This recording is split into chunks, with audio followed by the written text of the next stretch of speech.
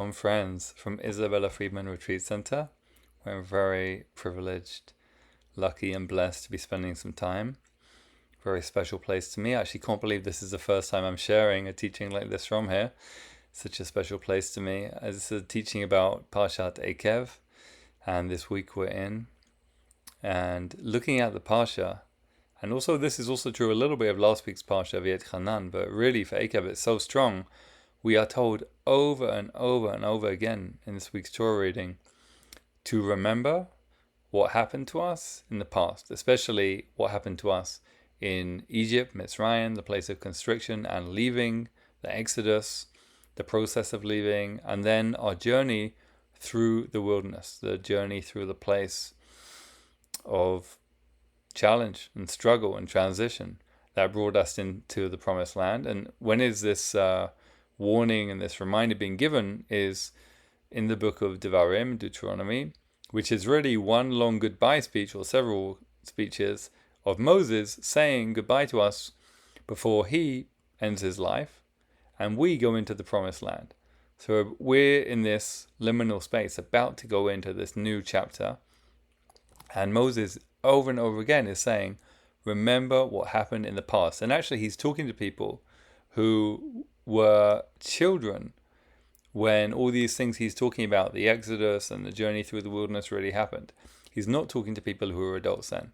So he's really asking them to remember what happened more to their parents than to them, in terms of, happening in the sense of having agency and really being active partners in it.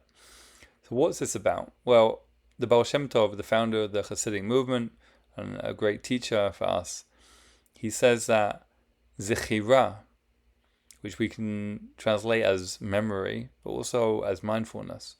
Zechira, he says, it brings redemption to the world. Whereas the opposite of memory, forgetfulness, he says, brings exile and alienation and brokenness to the world. So I really feel this is very strongly relevant for our current situation right now, because so much of what I see the Jewish world struggling with, so much of the divisiveness that weakens us and so much of our confusion is in relationship to our own story and the difficulty of really owning our own story. And that's what Zechira really is. Zechira, again, memory, mindfulness, awareness, we can also translate it as specifically knowing that I am part of a certain story, and that completely regardless of what we would call historicity, meaning did it actually happen at a certain time or not, that's a completely Western, Greek, and frankly not Jewish concept that has no place in our entire tradition. We have no word in our tradition for history. When Israeli school kids learn history, they have to import the word from the European culture. They call it historia, right? Based on that Greek and European tradition of what history is. I'm not talking about history. I'm not saying that in a literal historical sense I know anything about what happened thousands of years ago. That's not even remotely my point. My point is, what is the story that I choose to imagine myself within and to create an identity for myself based on who I want to be? As Raphael, our great spiritual teacher, talks about, I mentioned in a video last week, when he talks about teshuvah, returning to our best selves. So many people in the past said that teshuvah meant fixing the past. And Rav Kook said, start with the future. Who do you want to be? What's your vision of the future? So I think I'm saying something related and parallel here for us individually and also for our whole people, based on who we want to be and how we want to be in the world, again, individually and collectively. What is our memory? What is the story that we tell ourselves, that we place ourselves within? And that is the story that our week's Torah portion is asking us over and over and over again.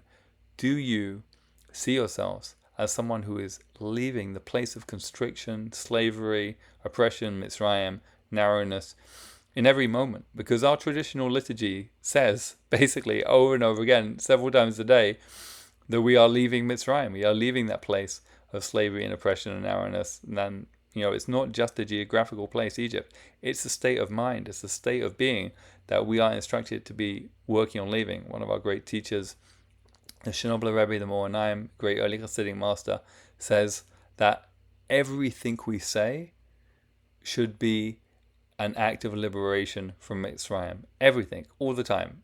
Both on the festival of Passover, when we actually talk about that Exodus literally sitting around the Seder table, and throughout the year. And so here we are, in the summer months, reading Ekev, between Av and Elul, just beginning to start that journey of Teshuvah, looking towards the new year.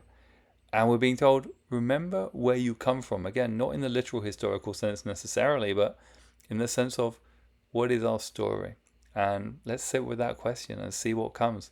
Let's sit with that beautiful question and just see, what can we learn about ourselves from asking that question? What is the story that I want to be in?